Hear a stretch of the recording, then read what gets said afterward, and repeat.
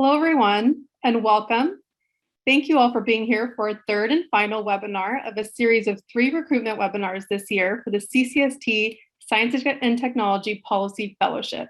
Today's webinar is on navigating the CCST Fellowship application and interview process. My name is Puneet, Bhullar, and I'm a senior officer at CCST. I'd like to open our webinar today by acknowledging that I'm presenting to you in Sacramento, California, from the tribal land of the Nisnan people. Sacramento was a gathering place for many local tribes. We acknowledge the Southern Maidu people to the north, the Valley and Plains Miwok peoples to the south of the American River. We'd also like to honor the Patwin Winton peoples to the west of the Sacramento River. Today, I'll briefly introduce CCST and then open up the floor to hear from our 3 amazing panelists. The California Council on Science and Technology is a nonpartisan, nonprofit organization established over 30 years ago at the request of the legislature. CCST was created to provide science and technology advice from the wealth of outstanding academic and research institutions in our state directly to policymakers.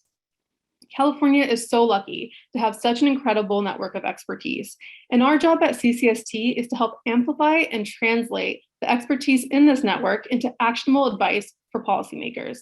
We do this through a number of different mechanisms, including expert briefings, workshops, writing peer-reviewed reports, and of course, we run the CCST Science and Technology Policy Fellowship Program, where we place PhD scientists and engineers for a year-long of government service and leadership training in the executive branch and the legislature. Now, I would like to turn to our panelists for the Q&A session. Today, I have 3 alumni who are here to share with you about their experiences and how they navigated the CCST application and interview process. One of our panelists, Mary Solomon, wasn't able to join us due to some scheduling conflicts, but Mary is amazing and has so much insight. So for those of you who would like to reach out to her individually to ask any questions that you have, I know she's open and willing to do that. So we'll drop her email into the chat box at the end of our discussion today. We'll have lots of time for audience questions, so please use the Q&A feature to submit any questions for the panel. We ask that if you have any questions specific to your personal eligibility or individual situation, please email CCST directly and we'll definitely get back to you. So with that, panelists, I'd love to have each of you introduce yourselves and share why you chose the CCST Fellowship and what part of the application and interview process made you the most nervous. So why don't we go ahead and get started? Jason, would you like to turn on your video and kick things off?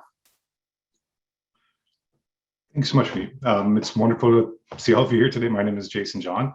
I am an environmental scientist at the Natural Resources Agency, which is where I also had my fellowship placement last year. I just finished up at the end of 2021.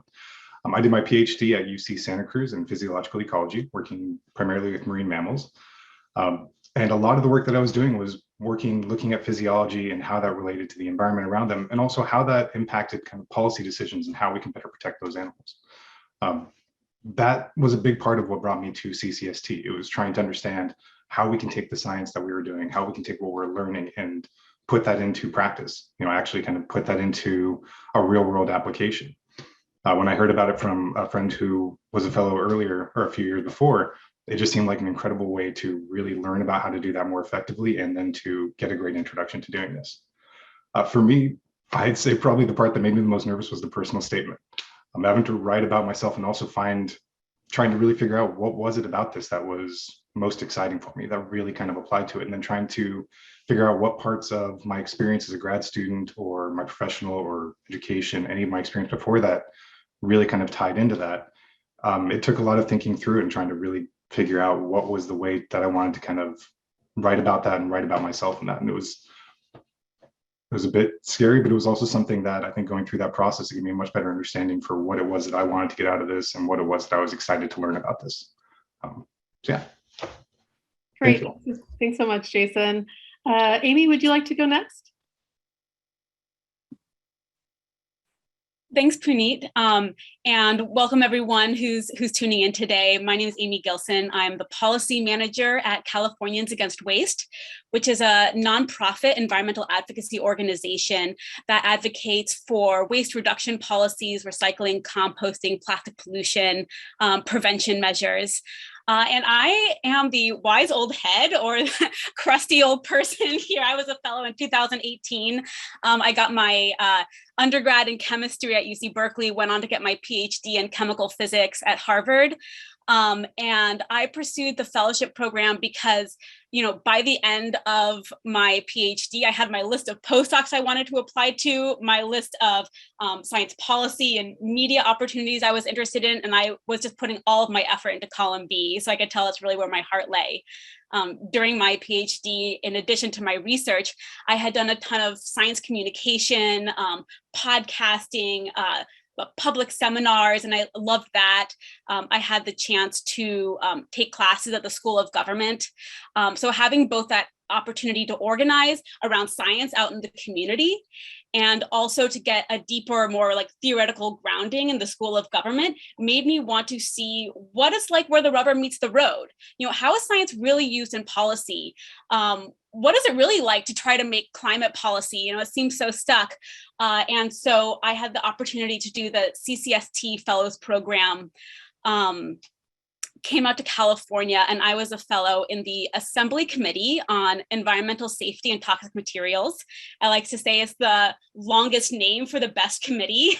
That committee works on water quality, hazardous waste, toxic materials, making sure products are safe for consumers.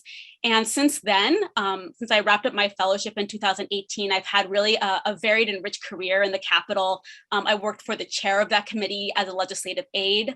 I worked for another committee, the Senate Transportation Committee, out for CAW, where I am now.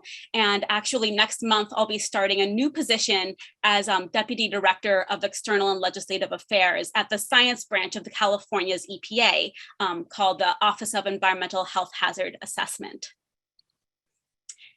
And if none of that makes sense, that's fine. We'll talk about the application today, but I'm also happy to connect with you after or in the Q&A about these kinds of positions. Thanks so much, Amy. And not crusty at all. And if so, best looking crusty person I've ever seen. Bianca, would you like to cap us off? Great. Thanks, Puneet, and congratulations, Amy. That's fantastic. So my name is Bianca. I am currently the Economic Policy Advisor for the Lieutenant Governor of California. I was a fellow with Jason, and I was placed in the Governor's Office of Business and Economic Development. I am not an economist by training. I received my PhD in anthropology, and though my focus was economic anthropology, I was looking at resilient settlements over a period of time. I was looking at, not looking at a post-industrialized economy. So it's very different, but there's a lot of similarities that have been extraordinarily useful in my career now. And I was so interested, as I got deeper and deeper into both my research and just in grad school, I joined the Science Policy Society at my university and had really the opportunity to speak to people working in government adjacent agencies and institutions and nonprofits, and then also in government, and especially because DC, relatively speaking, is not horribly far from Pennsylvania. And so we had the opportunity to do a lot of different events and meet with a lot of different people. And it just was very interesting for me, especially in a time where it seems like the world is, whether it's figuratively or literally on fire. I would like to do something about it, and anything that I could do, as much as I do love academia, I just want to kind of be part of the solution. And that's when a colleague of mine from that society, he had been a fellow, and he recommended I apply, and I was looking at a couple of different opportunities. Similarly, was looking at, what are some academic avenues that I can pursue versus also what are some policy avenues. And I just found myself more and more interested and engaged with policy. And within the application process of CCST, I think what was the most nerve-wracking for me was the first interview, because it was so short. And I was like, all right, in 15 minutes, I need to convince them that I am a good candidate. Okay, how do I do it? Also, we had some technical difficulties, and so the internet connection wasn't great. And that was extraordinarily nerve-wracking. But, you do the best you got with the tools you have available to you. So yeah, that's I went through that super fast. So if you have any questions, please ask. Thanks so much, Bianca. That was perfect. We're going to go ahead and start with one question that we already have teed up to give our audience some time to ask all of their questions using the Q&A feature. So if I'll ask that you all keep your cameras on, and I'll direct my question to one or two of you to start off. But if any one of you has anything to add, please feel free to chime in. Jason, since you mentioned that the personal statement made you a little nervous, I wanted to ask you, what did you do specifically to help yourself prepare for the application process, or specifically the personal statement or the interview process? Thank you. Yeah, that's a great question. It is something I think those of you who are watching right now or watch the recording later, I think this is a great first step also, or a great step. Learning as much as you can about the program, what it entails. Going back, there's a lot of blogs that previous fellows have written about their experience and what brought them here, reading up on what motivated them to do this and what the experience was like. Gathering as much information as you can ahead of time about what the program is like will give you a good idea of, this is in some ways an evolution of the work that we do, and in some ways it can be a transition to something different. So thinking through that and what goes into it, but also thinking through what you want to get out of it. Is it something that you do just want to kind of take the next step in the work that you're already doing and evolve that into kind of more of a public policy or a public service sphere? Is it something that you want to transition to a different field and learn something more about that? There's so many incredible opportunities here to be able to really help out and to make an impact and to really be of service. And so thinking through kind of what it is that you want to get out of it, what you want to hopefully both learn from it and also be able to contribute. I think that can make it a lot easier as you start going through both the personal statement and you're writing it, trying to kind of express what you're hoping or what you're thinking. And then also for the interviews, it makes it a lot easier to be genuine in your answers when you know kind of what your motivations are going into it, what you're hoping to learn from it, and what you feel that you can contribute and bring to the table. Great. Amy or Bianca, do you have anything else that you'd like to add to that? Just add a little bit on, like looking at what you have to contribute to the table, like what Jason said. It's when you're very passionate about something, even if you think it's only tangentially related, but you think it can genuinely help not only your application, but it's one of the reasons that you want to be involved, convey that. And I think passion comes through both in the interview and in the personal statement. So I would definitely focus on that and what you think makes you stand out, as what you have brought to the table in other circumstances. There are ways to make it fit into this. And building on what Jason said about learning as much as you can about the program ahead of time, there are a ton of good resources also on CCST's website. They have in their FAQ, what they're looking for in a fellow. And I found that that's actually a good profile of what makes a successful fellow. The fellows are also very available. I mean, you should feel free to, reach out to me. I don't want to speak for my co-panelists, but, connect with us on LinkedIn or find our email addresses. Ask CCST, hey, are there any fellows you think you could connect me to? Because we're happy to talk more about the fellowship experience and the interview process, and having that firsthand knowledge and be able to ask a Q&A is a great way to get more insight into the program and how you fit in and how you can translate your experience to a strong personal statement and interview. Thank you. The next question I have here, Bianca, I'm going to pass this one over to you. We're getting some questions about the letters of recommendation. So I wanted to ask, could you say a little bit about what you think makes a letter of recommendation most impactful? And like thinking about flexibility, adaptability, interests outside of the lab, what do you think that applicants should have included in the letter of rec?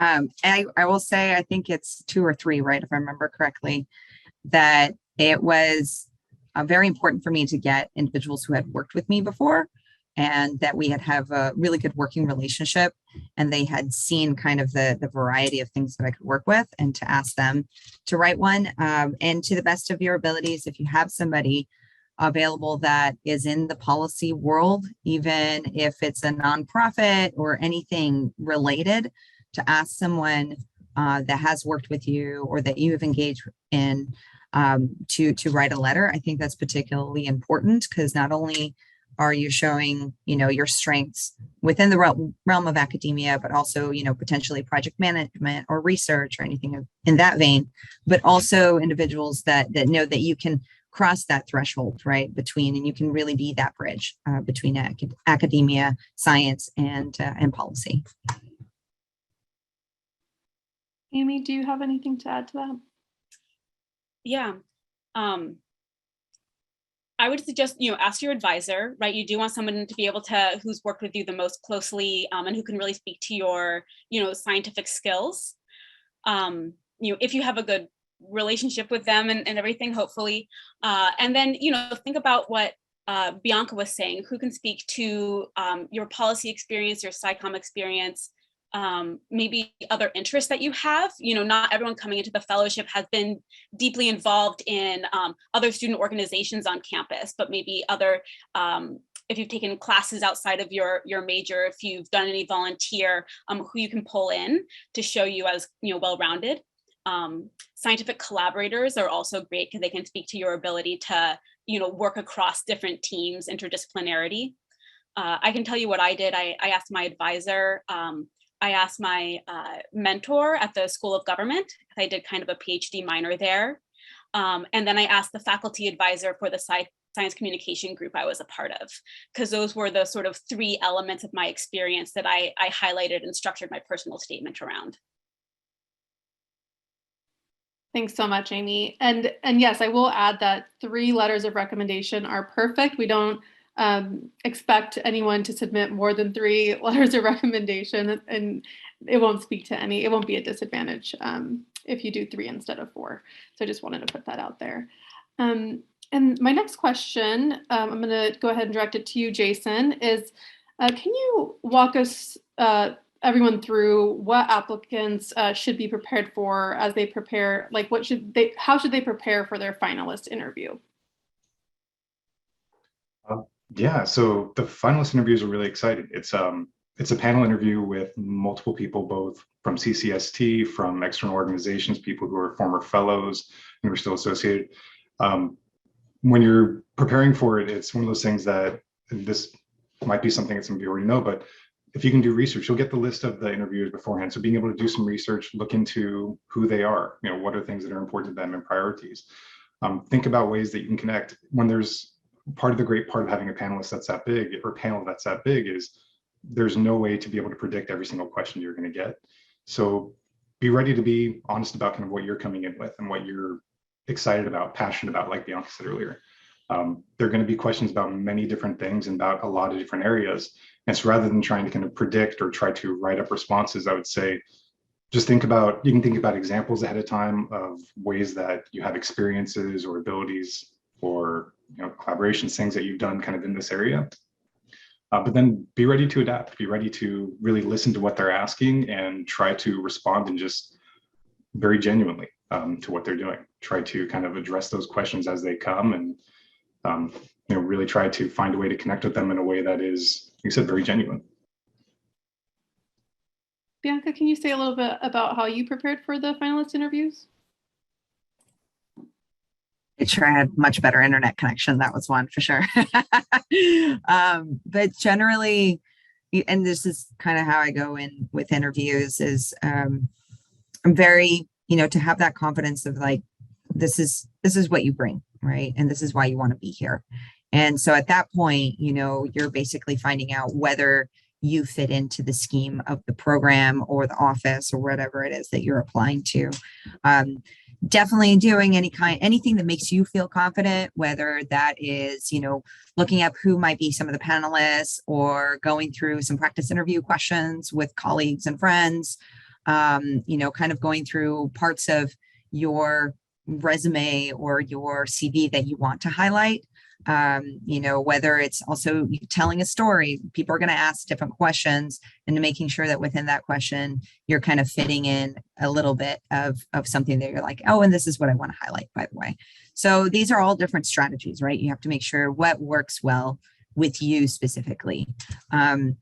And for me, it's very much like something that Jason mentioned, being really genuine about your interests and your goals, and making sure that they also align with CCST or anywhere else that you're interviewing. It's particularly important.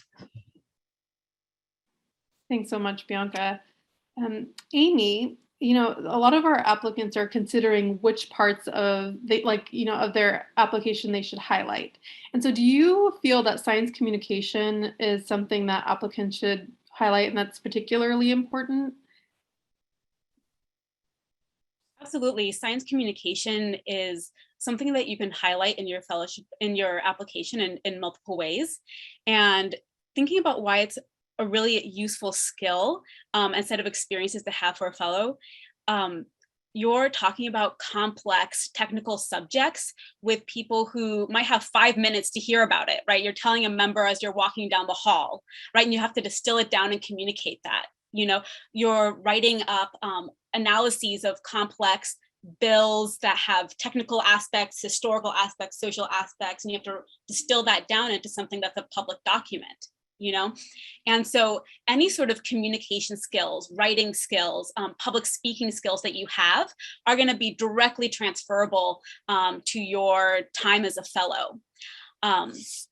So highlighting that you've done some SciComm, talking about how you would want to bring that skill to CCST, how you see it translating. And it doesn't just have to be a science communication group on campus. I also highlighted scientific presentations that I had done that had been well received or I had won awards for, and said, I'm comfortable talking to a wide variety of audiences, right? Whether it's an expert scientific audience or it's a public audience, right? So showing that breadth and you can modulate your message is really helpful. And don't forget to talk a little bit about your research in your application. You don't want to spend your whole application talking about your research, right? Because that's just going to be one component of what you bring to the fellows program. But that's an opportunity to show, that you can communicate science, right, to the people who are reading it. So say a little bit about your research, and that'll really shine showing your SciComm skills and also showing how your passion or your interest in research is now leading you into this next stage of your career. Great, thank you, Amy. And Jason, is there any particular part of your application that you highlighted that you wanted to share? One of the big things I think, and I realized more as we were kind of here too, over this last year, science communication is one of those, it kind of epitomizes what it is, where it's not necessarily something that we're doing with research, but it's one of the skills that's kind of adjacent to it. It's so important to kind of be able to communicate what we're doing. And there's so many other skills around our research that I think are like that. It can be collaboration was a huge one. Being a part of a team, being able to work well with others, being able to, take feedback and being able to learn from it and adapt really quickly. Being flexible and adapting really quickly is also another one. There are so many things that are coming at us from different directions as we're working, and being able to kind of take those in stride, learn from them, adapt to them, and sometimes change directions or knowing kind of where we need to go when things are changing. And so I would really think about those types of skills that we really get a ton of experience with when we're in grad school and we're doing this stuff. And so even if it's not necessarily your research project, it's, like Amy was saying, using that as kind of a way to describe science communication, thinking of examples from your research that really highlight how you can collaborate and work well on the team, or how you can multitask and take on multiple projects at once. Those skills that really are kind of transferable across so many different areas, we really get a lot of experience in, and they're really great ones to highlight as you go forward. Thanks so much, Jason. My next question, historically, most fellows have come from hard sciences, like that background, but we would love to see more social scientists apply. So Bianca, how did you leverage your social science background in the personal statement and in the interview process?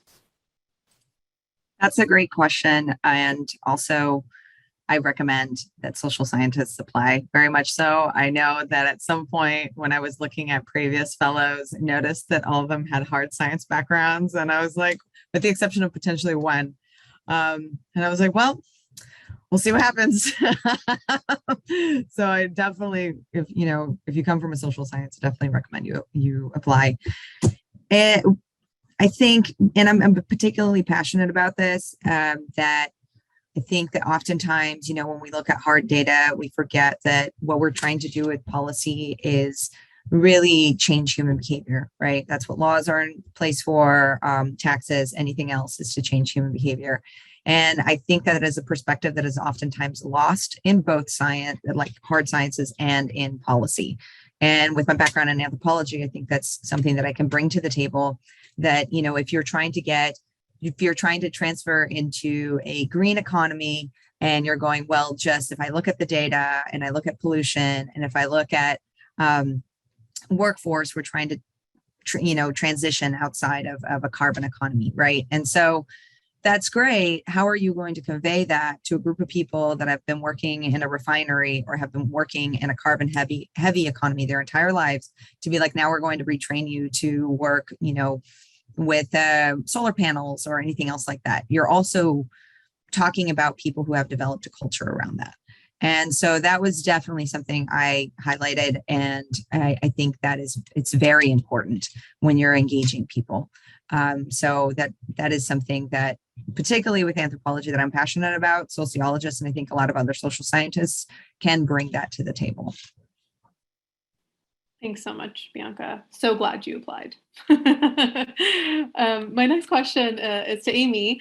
Should research descriptions on our CVs be geared towards scientists or a general audience? And more so, how much technical information should we include, do you think?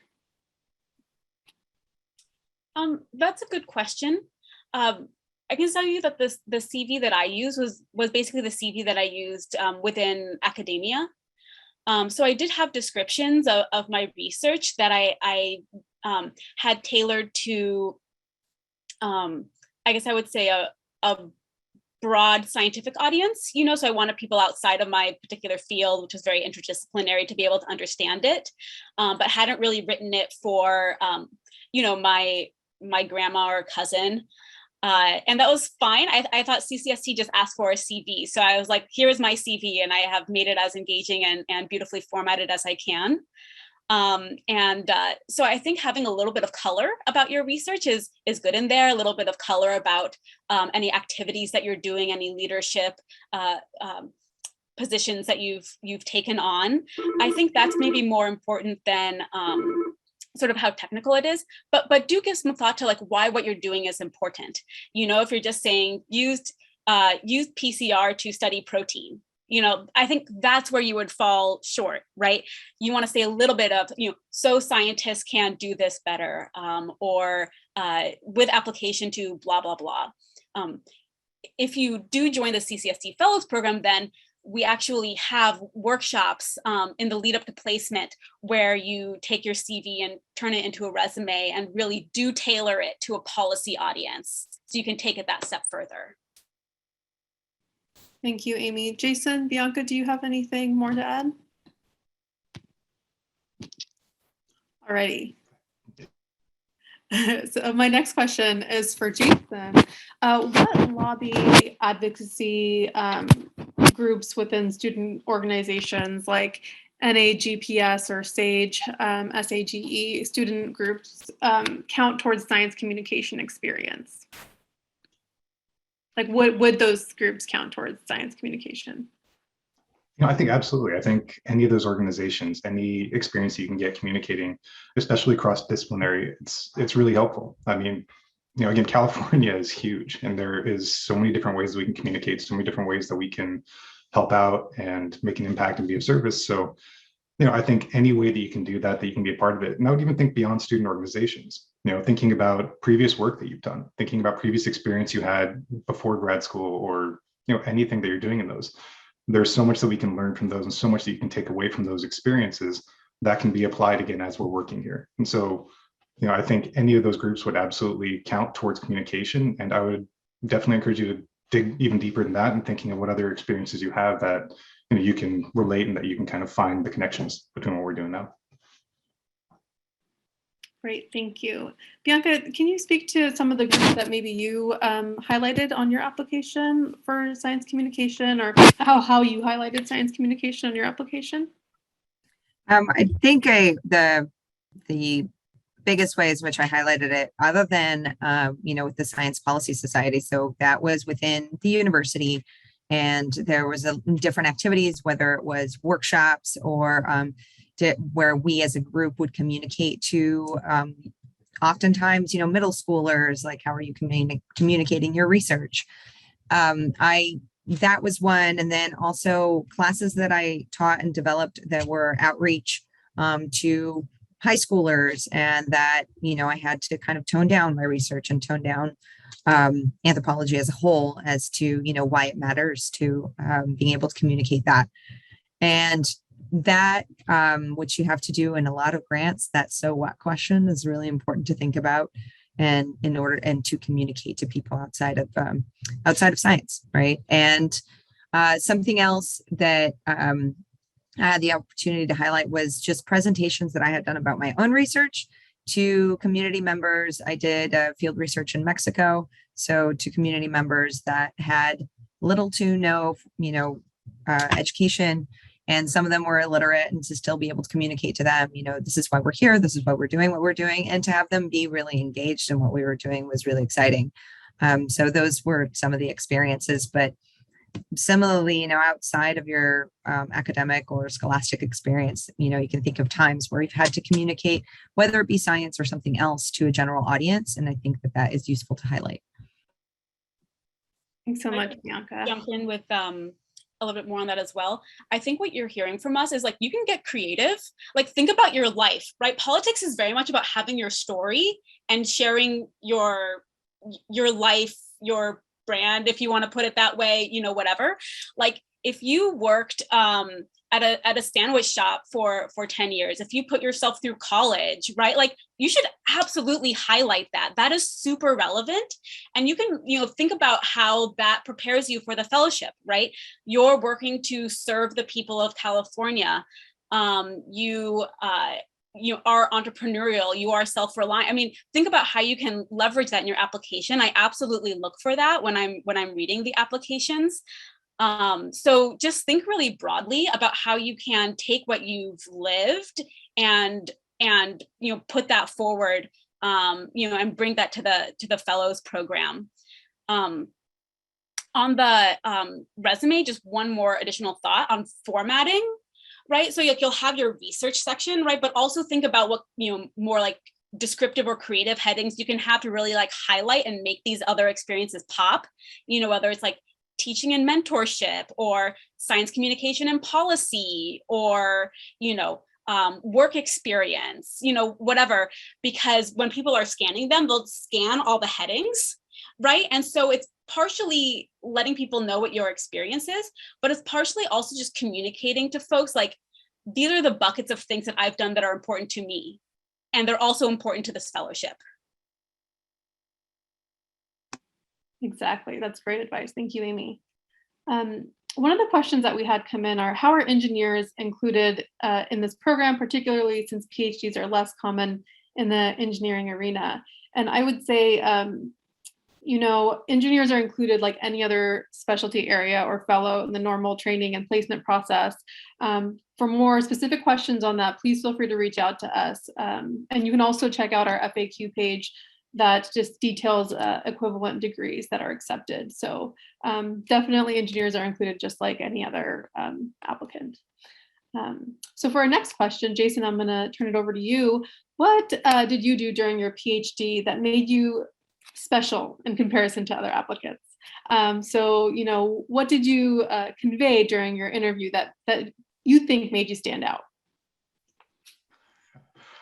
That's a great question. I think we all have very unique experiences. For me, it was some of the things that I saw were, I did a lot of work as a physiological ecologist. I did a lot of work in some very different environments. So I did work down in Antarctica, I did work in Florida, and seeing some of the impacts that were happening to the environment. And that was something that really informed my passion for really wanting to help out and do something beyond just kind of focusing on writing papers and really kind of make more of an impact there. But I think that we all have experiences like that really inform what we're passionate about. So it's something where really kind of digging into your background, digging into your experience and what you really feel is important, what you really want to do this work in, why you really want to be motivated to do it. We don't all have, I worked with people who had multiple publications by the time they were third year grad students. I didn't get my first chapter published until I was a fellow. So there are so many different ways that we can be doing these things, and there's so many different ways that we can be unique and that we are unique. So really think about what makes you passionate about being here and what makes you passionate about being a part of this and about helping out, because I think that's, in the long run, what's really going to make you a good fellow and just a good part of the system of being able to help out. So yeah, I guess that would be, I'd say it's find what's unique to you and what really motivates you and what really makes you passionate. Thanks so much, Jason.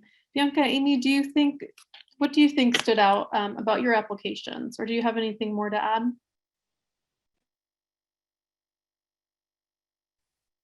I do think, as I mentioned before, and Jason touched on it now too, that whole passion. I mean, people love passionate people, and in politics, sometimes, you can get caught up in, the nitty gritty, how we're going to make this work. And and that happens in research too, right? You can forget, like, what am I doing here exactly? So I think it's really important to just have that passion drive you. And so if you show that when you are in the interview process, I think that definitely stands out. Also, I think that especially now, as things in the world are a little bit different, we are in a new norm now for a couple of years, that I think it is important to show that you are willing to work with others and to be flexible. That has nothing to do with whether or not you have a stable work environment, but more that you're willing to communicate not only your needs, but also are very receptive to the needs of others. I think that is huge and makes people stand out, that you're somebody who's easy to work with. Thanks so much, Bianca. So my next question here is, what was the interview process like? Who was in the Zoom room? What was the flow of the day like? Bianca, Jason, I know that you both did virtual interviews, so I'm going to pass things over to you first, and then maybe Amy, you can jump in and say a little bit about your experience as well. So I'm going to start with Jason.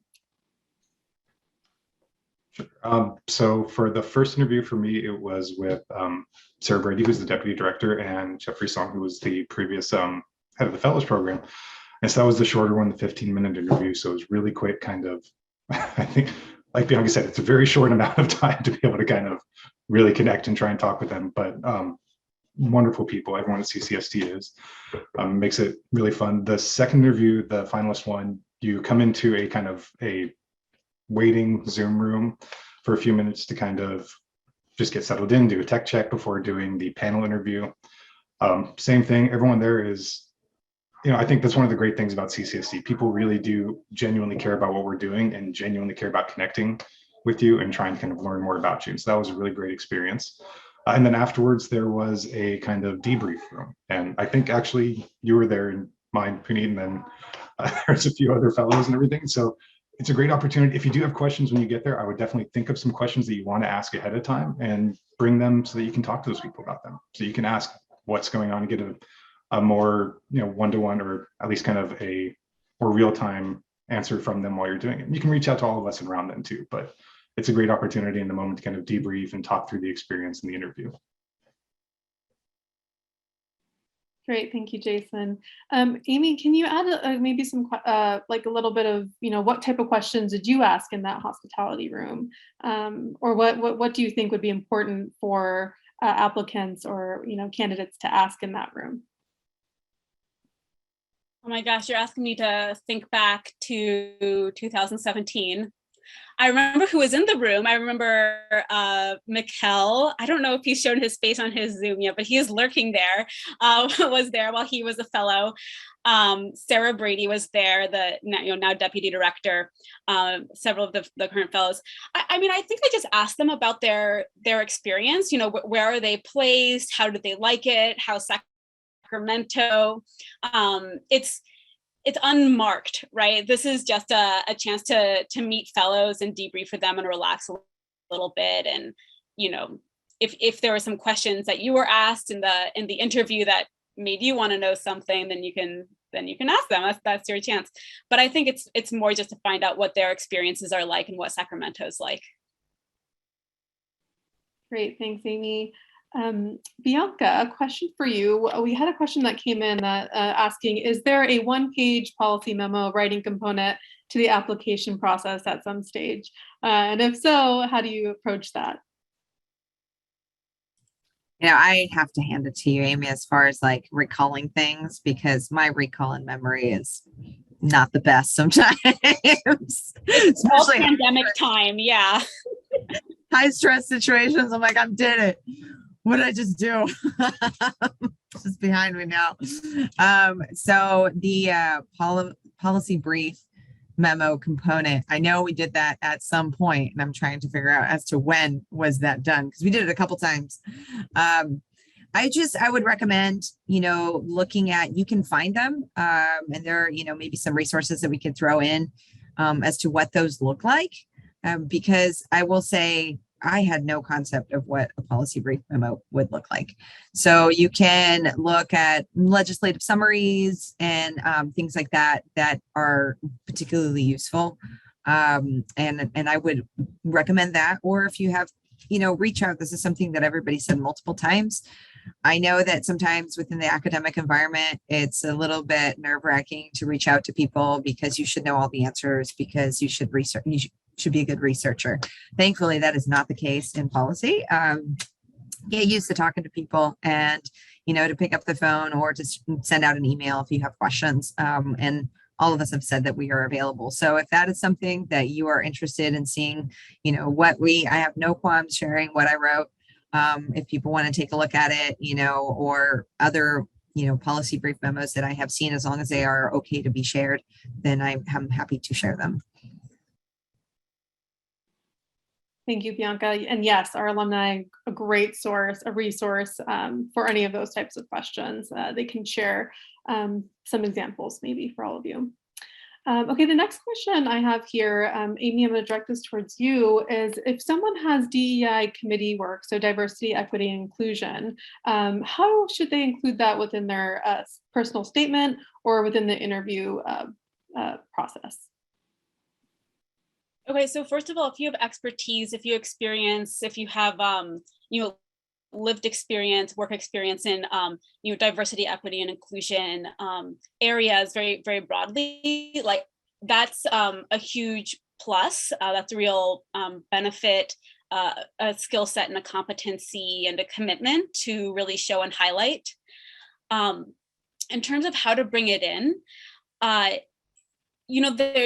because these things aren't formulaic, right? It kind of is about understanding your audience and then figuring out the best way to put the information together for that audience.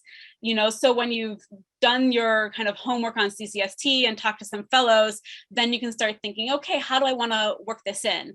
I guess a couple examples, right? On your resume, you might have a whole section on, diversity, equity, and inclusion leadership or something like that. Certainly highlight that somewhere on your resume. If you do a little like candidate statement at the top of your resume, you could say with deep commitment and experience in, right, and highlight it right up top. In your personal statement, get a little bit more in depth, right? What exactly have you done? What can you hang your hat on? Like, this was my contribution. This was my experience. This is maybe how I brought some people along who didn't get it, and how I, built out my coalition further, and share actual stories that show what you've done in that space. Thanks, Amy. Jason or Bianca, do you have anything else you wanted to add to that? How would you include a diversity, equity, or inclusion component to your interview or personal statement? I think everything, Amy, like there's not a whole lot to add to that other than the fact that do include it. It is something that not only in, if you don't have it, that's fine. But if you happen to have it, do include it. It's something that not only CCST as an organization, but also just the government, both on a national and on a state level, are very interested in doing a better job at. So if you have that experience, you have a resource, a skill set that other people are looking to implement. So do include it. Yeah, I would agree with that. And also we were saying about it being so important at all levels of the government right now. That's something, everything from, even the work at CNRA within climate change and within biodiversity and conservation, that's a critical part of what we're doing. And it's a critical part of any of this being successful and being equitable. So if you have that experience, yeah, I would definitely highlight. One thing that you're hearing in our answers is how DEI and environmental justice is being incorporated across state government right now. And so it is, sought after. It's also something to keep in mind for your application, right? Is do a little research about what's going on in California and justify why it is that you're interested in working in California, even if you don't want to spend your whole career here and you've never set foot in the state, right? Because that'll show kind of how you want to fit in. And maybe after hearing this, you want to work in California because you know this work is happening and you're excited to be a part of it. Great, thank you. Speaking of topics to include, in your application or in the interview, I'm going to direct this one to Bianca. Bianca, did you try to be apolitical in your application? Were there certain topics where you were like, oh, should I include this? Should I not? Were you hesitant about it? And if so, how did you deal with that? I think that, I'm particularly biased in this, in the sense that I try to be apolitical in order to reach both sides of the spectrum, especially if you're somebody that is in, you're working for a public office, whether or not you agree with individuals, you are representing them, right? So that is finding a way, like, how can we find common ground? So that is just kind of the lens through which I come to it. That being said, if somebody is very passionate about something that happens to have been politicized, I think it is important to include it so that you are showing this is who you are, right? And you want to be able to convey that. So I would definitely, even if it's something that's been politicized, but you're passionate about it, include it anyways. Because if that won't be the reason you don't or do get in, right? It's just a way of you conveying kind of what you stand for. So I would do that. Other than if it's not something that you're particularly passionate about, I would say be open and be flexible. And so, include things that, that if you have an open mind or, you're kind of willing to hear the argument, include that, unless it is something that you really, really want to work on. Thanks so much, Bianca. Jason, do you have anything to add to that as far as were there topics that you were considering including, or were you nervous about something being a little bit too conservative, or any topics like that? Yeah, definitely. For me, climate change was my big kind of passion, seeing some of the catastrophic effects. And so I definitely brought that up and I definitely talked about it. And it's one of those things that I think, like Bianca said, it's kind of one of those politicized topics that I think it is important to talk about. But also, secondly, what she said, it's very important to make sure that we are talking to everyone about it. It is something where we are bringing in the science, that we are talking about what we're seeing and happening, but that we are talking to everyone about it, and it is bringing everyone to the table to talk about it. So it's the balance of, really leaning on the science and really leaning on what's going on there in those cases sometimes. And it's also just being very true and very genuine to who you are and what's important to you. Thanks so much, Jason.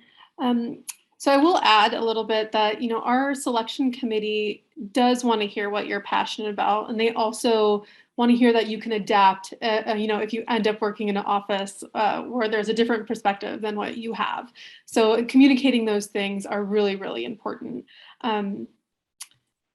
Yes. And so my next question, I'm going to go ahead and ask Amy. I think that, you've been involved with the application, processing applications, reviewing them. Are there any skills or characteristics you wish you saw emphasized more by applicants? That's a good question. And first of all, I'm always really amazed by the quality of applicants. And I really enjoy just reading about the backgrounds and the interests of the people who are interested in coming and working here in California. And sometimes I think, would it be weird if I reached out to them? And it would, so I don't. But sometimes some of them get in and I get to meet them in person.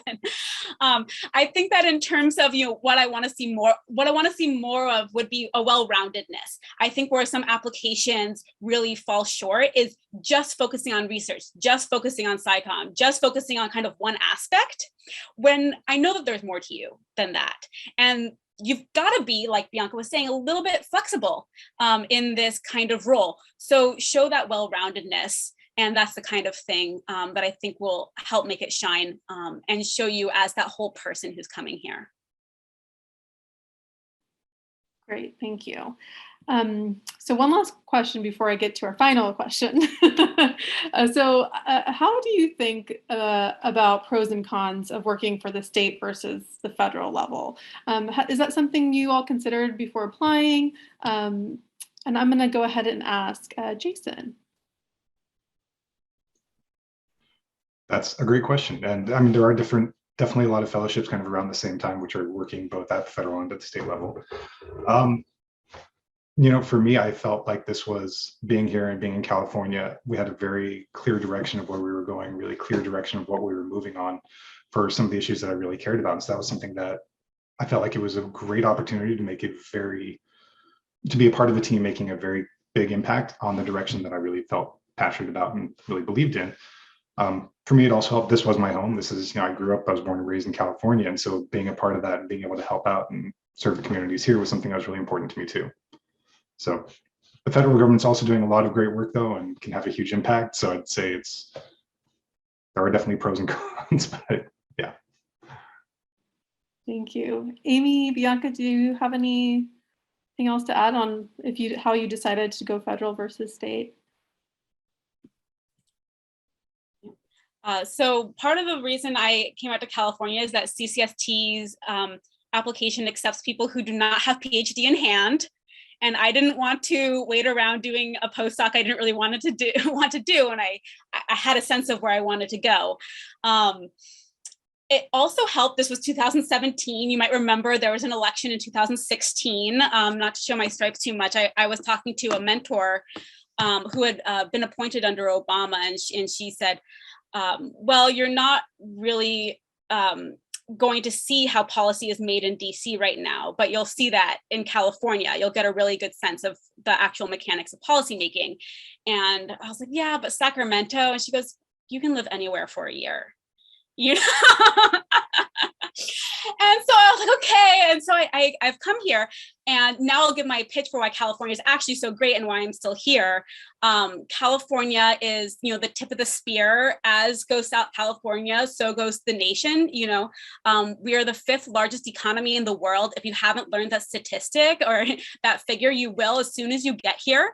And that means that we have huge economic and political clout. We go to COP directly. And so there's a lot that can be done here. The state government here is big, but it's also much smaller than the federal government, which means that you're much closer to the, having a seat at the table. You're much closer to the centers of power. If you're negotiating a bill, you will see the language that you negotiated in there signed into law. It is frightening, but it's also inspiring, right? You have somebody who's advising the lieutenant governor of California here. It's really amazing what can be accomplished here. And the kinds of professional opportunities that you have in California. Pay is also pretty good in state government, especially living in Sacramento, that does have a more accessible cost of living. And you have the mountains an hour and a half away, and you have the bay an hour and a half away. So if you want a bigger city or no city, you have it in, very accessible to you.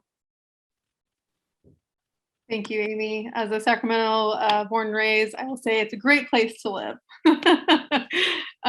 Okay, so for our final question, could you all briefly, and I'm going to go ahead and start with Bianca, can you all briefly, give us a final word of advice, to all of our applicants here today? What would you advise them to do for the application or interview process, or just in general before applying? I think something that I've mentioned time and time again, I cannot stress it enough, is that be genuine with things that you are passionate about, rather than try to tailor a message that you think people want to hear. that if you do that and you get in on that pretense, that then you are going down a path that you don't want to go down anyways. So I think it's very important to be, put your passions out there, be genuine with what you want to be doing, and why you want to be here, why you want to do this, and really convey that, and that people see that, and people are attracted to that, and people are interested in that. So that is probably my biggest piece of advice. And with that, take a big look at yourself as to why do you want to do this? And that's really important to have the answer to that question. Jason, do you want to go next? Sure. I would definitely say Bianca's advice is great. If I had to add on to that, I would say remember that the experience that you have, whether it was academic, the skills that you picked up in school, whether it was the experience you had before that, your life experiences, your work experiences, you have what it takes to do this. If you're at this level, if you're applying for this, you have what it takes to do this. So, look into those things, look into the experiences outside of just what your research was, and think of ways that it applies, because I promise you, you do have the skills and the experience that applies to doing this job. Great. Amy? Yes to everything Bianca said, yes to everything Jason said. If I can add a little bit to that, I would say get help, in the sense of, have somebody read your application, run practice interview questions with, friends or trusted family, ask somebody what the heck a policy memo is and how it's formatted. I did that. Thank you, cousin Phil, for making me practice my pitch about what my research is about. It's your application, but it really helps to have other eyes, to help people, think it through. And, applications, sometimes they're successful and sometimes they're not, but especially if you're reaching out to people and building your network through them, and building a set of materials that you can use in other places, it's a valuable experience, just to go through that. I have found as somebody who's applied to many things that I've not gotten. So, I think you can see like CCST has a really wonderful community with really diverse science fellows from different backgrounds who are doing all sorts of interesting things here in California and here in DC. So please do consider public service needs scientists, needs people from all kinds of backgrounds, professional and otherwise. And I found it a very rewarding experience. Great. Those were excellent words of advice. Thank you all so much. Thank you to the panelists. Thank you to everyone in the audience who's joined us here today. I hope this was helpful as you start your applications and prepare for the next steps in the process. Panelists, if you're open to it, please feel free to share your contact information in the chat box.